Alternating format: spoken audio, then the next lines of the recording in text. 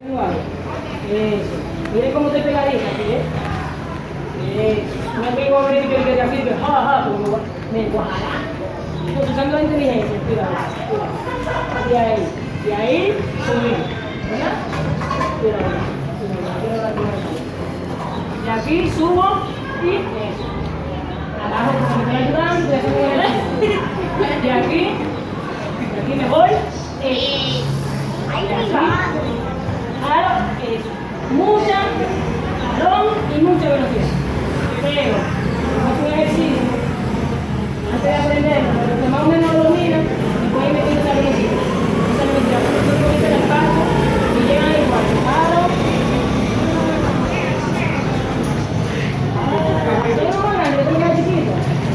Yoti. Dani. Me va a gustar más. Ya es igual, ¿eh? ¿Qué se la pega ahí? Rosairi, nada más. Lo veo hoy si se ve para nada.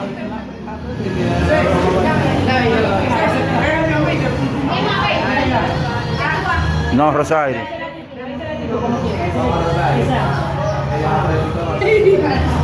Gira. Como yo estoy saliendo, como yo salgo.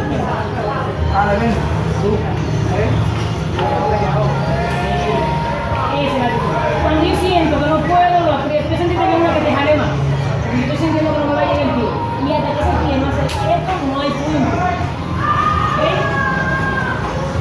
Igual. Y ahí, ¿verdad?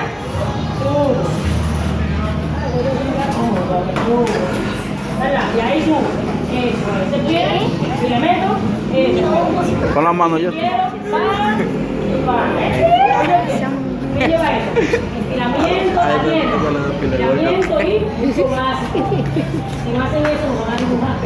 Eso se llama dibujar. Yo como decía mi Vanessa, no pego. Para que entienda, que ella. Usted quiere irse de un país. Yo estoy dando para que sepa que yo no puedo hablar. ¡Ay! ¿Entiendes? Eso se llama, como decir que ya te dibujar. ¿Te entendió? Ejercicio que se tarea. Cuando yo vuelva aquí,